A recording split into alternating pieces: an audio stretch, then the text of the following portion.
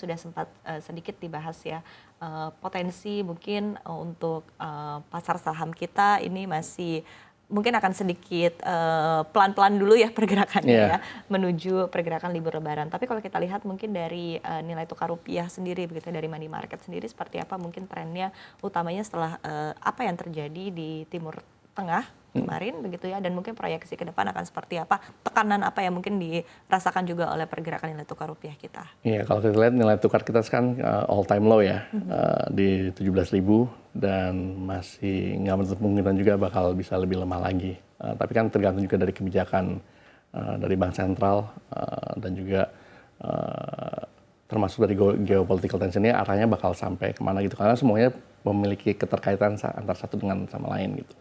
Jadi kalau misalnya memang kemarin oil price juga tetap naik, terus juga dari sisi inflasi nggak bisa terkontrol, ya kan, ada kenaikan di inflasi, ada potensial juga untuk pelemahan, untuk defisit kita di atas 3%, itu kan juga tentu bisa memicu dari beberapa lembaga rating yang tadinya negatif outlook, dan S&P yang tadinya stable juga bisa trigger untuk negatif outlook ya.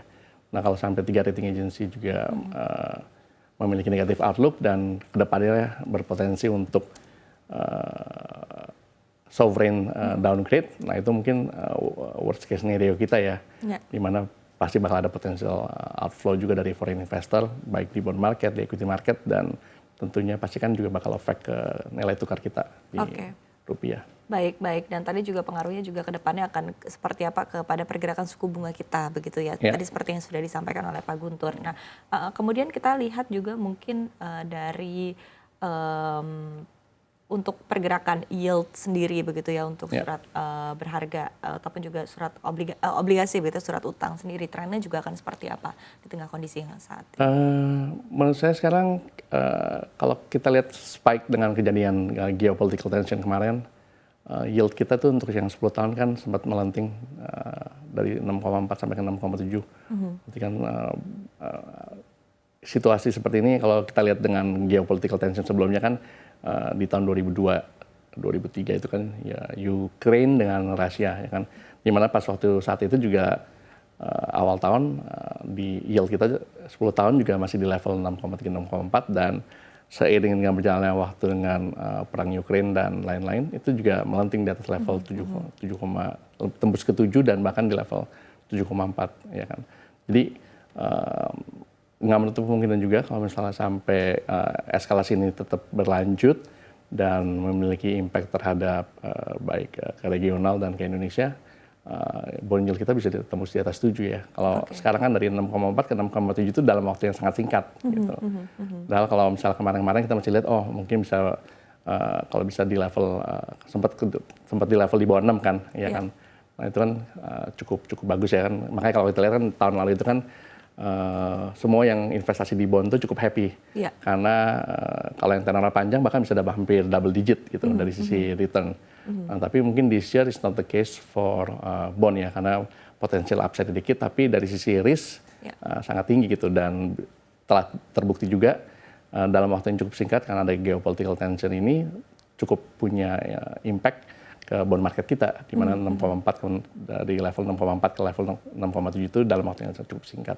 Oke, baik. Dan kita juga mungkin lihat lagi ya untuk pergerakan indeks harga saham gabungan untuk valuasi yang ada saat ini begitu, ataupun juga mungkin level yang ada saat ini di level 7.300-an, dan kemarin bahkan sebetulnya di pembukaan perdagangan di hari Senin kemarin ini sempat menyentuh level 7.100-an gitu, dan tampaknya mungkin agak ada sedikit aksi buy on weakness ya di level 7.100-an, karena di momen tersebut tidak lama langsung terangkat lagi begitu ke kisaran 7.200, 7.300. Ya kalau kita lihat secara keseluruhan ya, tadi juga baru ngobrol sama Iva kan, not too long ago nih di bulan Januari indeks kita tuh masih di level 8.000-an. Ya 8.000-an, 9.000-an sempat naik kan, awal tahun 8.000-an, terus 9.100. sempat 1.100 hampir 9.200. Ini baru kita lihat nggak sampai 3 bulan lalu kan ya, belum awal tahun ya. Tapi dari level 9.170 sekarang di level 7.300 kan cukup masif juga gitu. Tapi memang masih banyak hal juga terjadi dari isu dengan MSCI yang trigger buat mendorong ke arah transparansi dan lain-lain ya. Moody's. Tapi Moody's dan juga Moody's dan Fitch ya kan Ya, dua-duanya Fitch. juga memberikan negative outlook. Tentunya kan ini bukan tanpa sebab juga penurunan indeks dari level 9.170-an sampai ke 7.300, either yang dulu ketinggian atau mungkin sekarang lebih mencerminkan fair value juga. Tapi balik lagi ya, kalau misalnya balik lagi kita lihat indeks itu kan sebenarnya kan dulu kan orang pada fokus ke blue chip, tapi kan tahun lalu kan mungkin di luar blue chip ya. Ya. Dan yang di luar blue chip itu kan hampir kebanyakan kan sudah terkoreksi cukup dalam juga, termasuk blue chipnya juga gitu. Jadi mungkin ada beberapa stok yang kita lihat mungkin cukup atraktif di valuasi sekarang.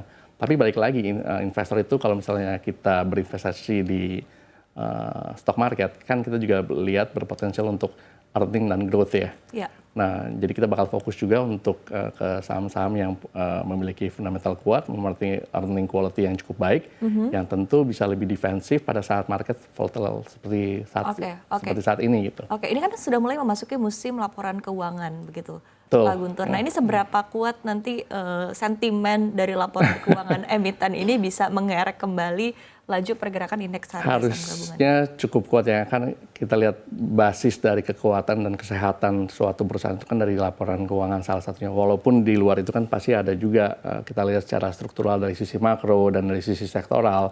Tapi balik lagi kan fundamental dari suatu perusahaan dan suatu emiten itu kan salah satunya kita lihat dari raport ya, laporan keuangan. Tentunya kalau misalnya memang earning quality-nya suportif, nggak menutup kemungkinan kita lihat di saham-saham yang level sekarang mungkin lebih atraktif, khususnya kan beberapa emiten yang punya atraktif dividend yield dengan valuasi yang sekarang. Kalau memangnya laporan keuangannya nyata resultnya bagus dan earning quality-nya cukup suportif, tentu harga saham yang udah terkoreksi sekarang menjadi lebih atraktif. Tapi balik lagi gitu, kalau misalnya harga saham sekarang kita lihat turun banyak, tapi ternyata earning juga boncos dan jelek juga gitu, earningnya nggak mengecewakan. Tentunya itu juga berpotensial untuk bisa turun lagi gitu. Jadi nggak dengan sekarang bukan hanya sekedar buy on weakness, tapi kita juga harus bisa pilih-pilih dan lebih selektif juga dalam melakukan pemilihan dan mengkonstruksi portfolio. Oke.